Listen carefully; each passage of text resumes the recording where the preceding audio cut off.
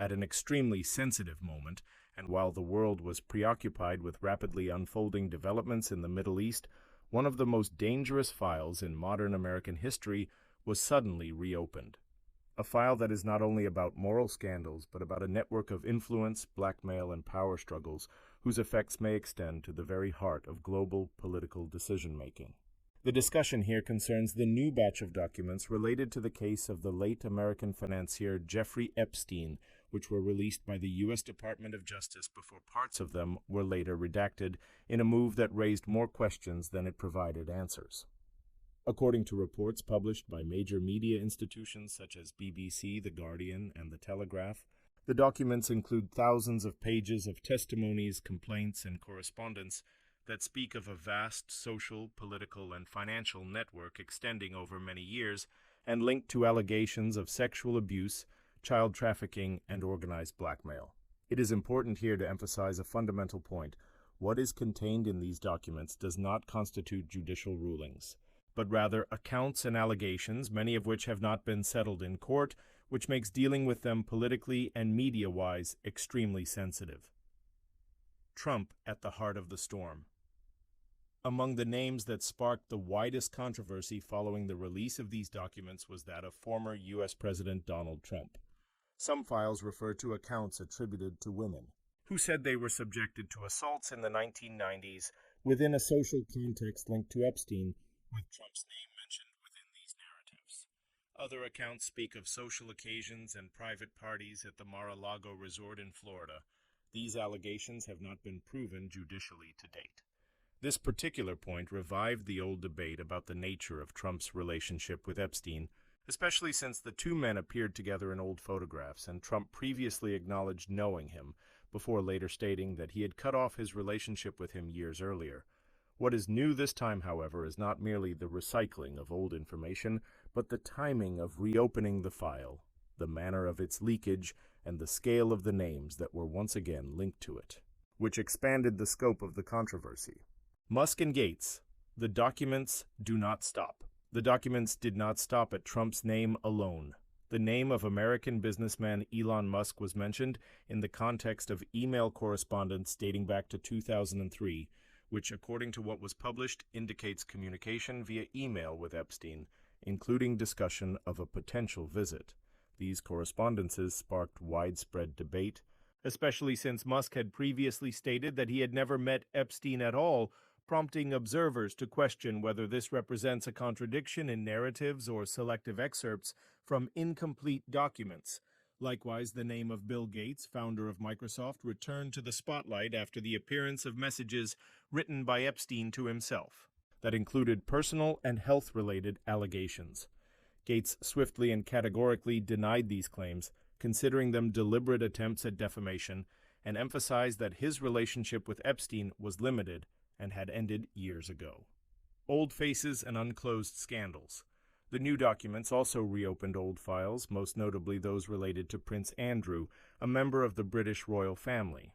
The prince, who had previously been accused by one of the victims, saw his name re-emerge through photographs and narratives that were recirculated, despite his continued denials and despite the absence of a judicial ruling against him.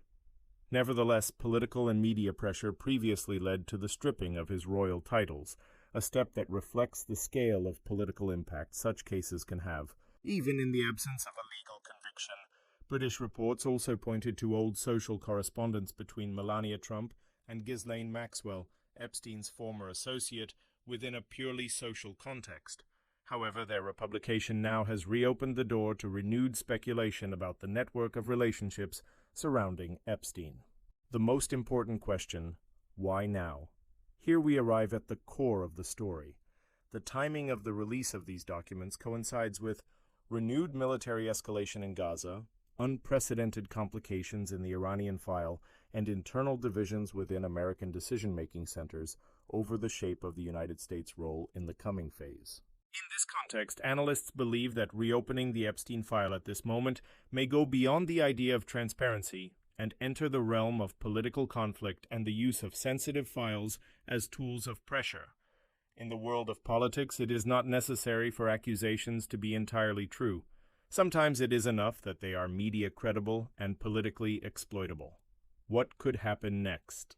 As of this moment, there are no new judicial convictions and no official rulings against most of the names mentioned. However, the media and political impact has already taken place.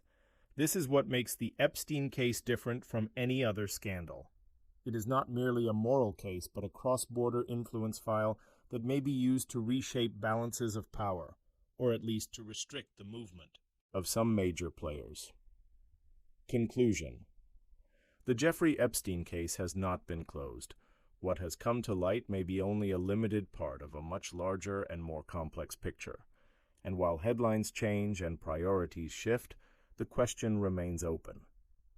Are we witnessing a delayed revelation of the truth, or a new round in the game of influence, where not only the law is used, but secrets as well? Sources: U.S. Department of Justice, BBC, The Guardian, The Telegraph, The New York Times, PBS. ¡Comieron humanos! ¡Asquerosidad! ¡Comieron humanos! Yo no estaba enterada de nada.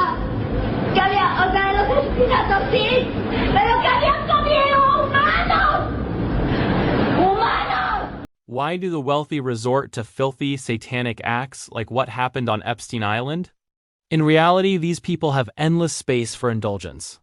They possess billions of dollars and have tried everything with them: rare foods, clothes studded with diamonds and gold, luxury cars, private jets, massive yachts, etc.